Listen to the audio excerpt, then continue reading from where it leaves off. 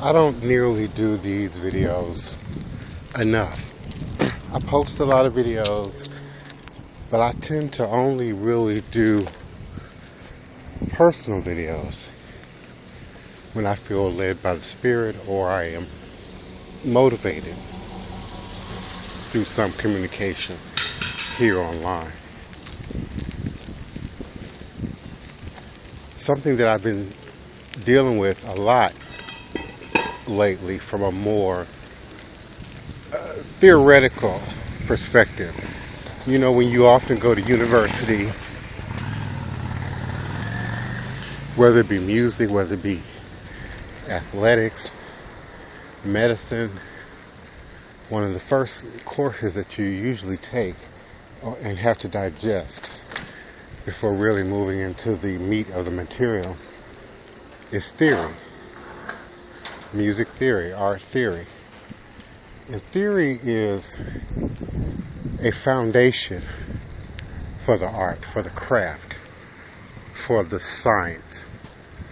It's where we learn how to even think about the craft or the science, how we learn to organize so that we can create and recreate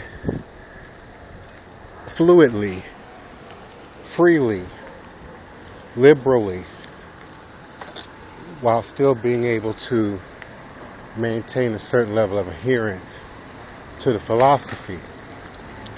So in order to do anything correctly, particularly over a long period of time, you have to have some foundation for beginning. You can't just sort of patchwork together, if you will. And the repercussion of that, particularly over the long term, is apathy. You know, people then say, oh, well, you know, that religion, that path, that science is BS, and, you know, it ain't based on nothing. I didn't get this, that, and the other.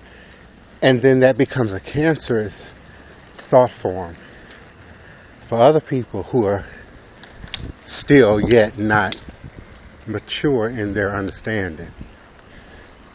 So you have to start with a foundation, theory, philosophy. You have to know how to think about what it is that you're going to be working with. So when we look at spirituality and religion, craft, and particularly those crafts, those sciences that fall on the ATR, okay? Science, math, that deeply affect how we operate in obeah, how we operate in hoodoo, how we operate in voodoo, Ifa, Santeria, Lakomi, Palo. It is critical that we have the philosophy, that we have the theory before we begin. Look, anybody can say, I can bake a cake. That does not necessarily qualify you to be a professional baker, to be in the business of baking. Because once you're in the business, not the hobby or the passion or the pastime of something, there's certain laws you have to adhere to. There's certain rules that you have to follow.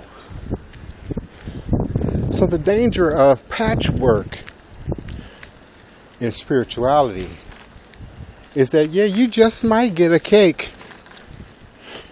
You just might. But it may not be advantageous for you or the next person. It may have repercussions. It may have other attachments to it that you have to consider, that you have to take into account as a professional, as an expert in something. And then no shortcuts to that. You know, I started playing the piano when I was tall enough to climb on the stool by myself and reach the keys. 3 or 4 years old. My mother's still alive. My father's still alive. My sisters and brothers are still alive. Ask them. But that did not make me or qualify me to be an expert, a professional, even with a gift in something. You still have to go to school. You still have to be taught. You still have to be educated. Many of you know my mother's a retired music educator.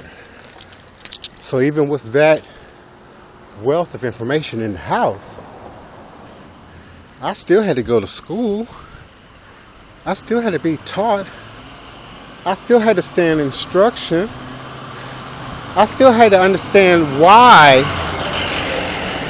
my playing the piano by ear made sense, but from a theoretical perspective, so that I could adequately and accurately and expertly and professionally reduplicate that.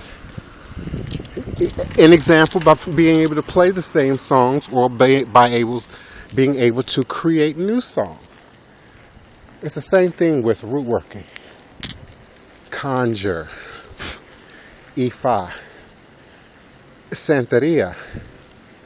To assume that you can read some books and that they're going to present to you information at an expert level in an expert language that was the understanding that you're going to be able to operate with is silly. It's really silly. They're going to present the information in a way that is easily receivable by people who may not necessarily even have some foundation of understanding on the topic. In plain English, beginners, elementary level. So it's just, wow. Every day somebody comes to me and, I saw this in a book, and they're like redirecting their entire life around that now. They're weighting their whole spiritual experience on that now. And the accuracy of some work that's been concocted up, homemade, with no training. It's the equivalent of my saying that, I got a bunch of chemistry books in my house, and I've read each and every one cover to cover, and I'm a qualified chemist now. No way. No way. No way. And somebody out there, a cheater, someone looking for the shortcut, is even now trying to conceive the shortcut in this message, and I'm going to help you out. You can go to Walmart, Toys R Us, and get an elementary chemistry set. Real chemistry.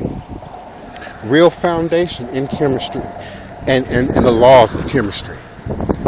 But somebody more experienced than you put that together already pre-thinking in what could go wrong.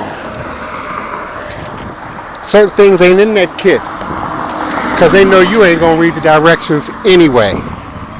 Certain things you're not going to be able to do in that kit because some of you they know will have a little bit of understanding about something and are going to try and do thus and so with it.